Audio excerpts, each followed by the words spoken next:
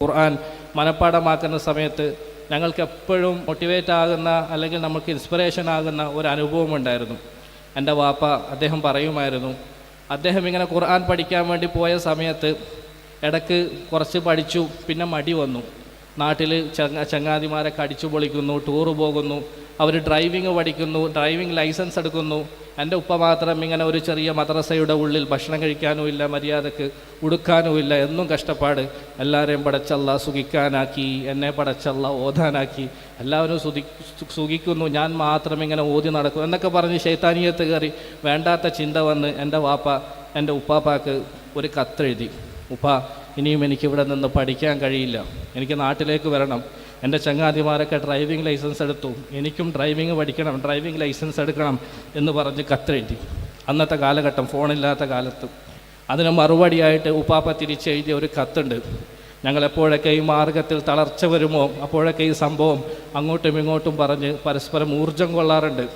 ഉപ്പാപ്പ തിരിച്ചെഴുതിയ മറുപടിയിൽ ഇപ്രകാരം എഴുതി. ആദ്യം കുറേ കാര്യങ്ങൾ ഉപദേശിച്ചതിന് ശേഷം പറഞ്ഞു, മോനേടാ നീ ഇപ്പോൾ ഡ്രൈവിംഗ് ലൈസൻസ് എടുക്കണമെന്നല്ലേ പറയുന്നത്, ഡ്രൈവിംഗ് പഠിക്കണമെന്നല്ലേ പറയുന്നത്, മോനേടാ വേണമെങ്കിൽ ഈ വളയം പിടിക്കാൻ, അതായത് ഈ സ്റ്റിയറിങ് പിടിക്കാൻ, ഈ വട്ടത്തിലുള്ള സാധനം പിടിച്ച് അങ്ങോട്ടും ഇങ്ങോട്ടും തിരിക്കാൻ അതെല്ലാവർക്കും പറ്റും. നമ്മുടെ അപ്പുറത്തെ രമേശൻ്റെ മോൻ ദാസൻ, അവനും ഡ്രൈവിംഗ് പഠിച്ചു.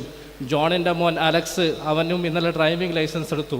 പക്ഷേ മോനെ, നീ ഇപ്പോൾ പഠിക്കുന്ന ഈ ഖുർആൻ, അള്ളാഹുവിൻ്റെ കലാം, ഇത് പഠിക്കാനുള്ള ഭാഗ്യം ജാഹിലായ നിൻ്റെ വാപ്പക്ക് പോലും കിട്ടാത്ത ഭാഗ്യമാണ് മോനെ.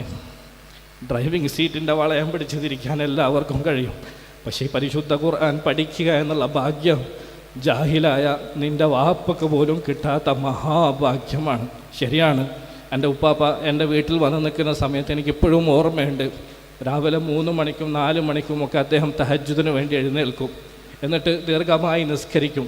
പക്ഷേ കൂടുതലൊന്നും ഓതാൻ അറിയില്ല അദ്ദേഹത്തിന്, വയസ്സായ കാലഘട്ടമാകുമ്പോഴും. അവസാനം അദ്ദേഹത്തിന് ആകെ അറിയാകുന്നത് സൂറത്തുർ റഹ്മാനിൻ്റെ ചില വരികളാണ്. എനിക്കെപ്പോഴും ഓർമ്മയുണ്ട്, 4 മണി സമയത്തും 3 മണി സമയത്തുമൊക്കെ അദ്ദേഹം കിടക്കുന്ന റൂമിൻ്റെ അകത്ത് നിന്ന് എന്ന ആയത്ത് മാത്രം അദ്ദേഹം ആവർത്തിച്ച് ഓതും. കാരണം അതിനപ്പുറത്തേക്കോ ഇപ്പുറത്തേക്കോ ഉള്ള ആയത്ത് ഓതാൻ അറിയില്ല. ഓതണമെന്ന ആഗ്രഹമുണ്ട്, പക്ഷേ അദ്ദേഹത്തിന് ആ ഭാഗ്യം അല്ലാഹു സുബ്ഹാനഹു വ തആല കൊടുത്തില്ല. അദ്ദേഹം പറഞ്ഞ വാക്ക് 1000% ശരിയാണ്. അതെ, ഈ ഭാഗ്യം അതൊരു പക്ഷേ അള്ളാഹു എല്ലാവർക്കും കൊടുക്കുന്ന ഭാഗ്യമല്ല. ഏത് സ്കൂളുകളിലും ചേർത്ത് പഠിപ്പിക്കാൻ നമുക്ക് കഴിയും, പക്ഷേ ആ സ്കൂളുകളിൽ പഠിപ്പിച്ച് ചേർക്കുന്നതിനോടുകൂടി തന്നെ ഇങ്ങനെ പരിശുദ്ധ ഖുർആൻ ഓതാൻ, വായിക്കാൻ, പഠിക്കാൻ അതിനുകൂടി ഭാഗ്യം കിട്ടുക എന്നുള്ളത് തികച്ചും അഭിനന്ദനാർഹമായ കാര്യമാണ്, ആദരിക്കപ്പെടേണ്ട വിഷയമാണ്.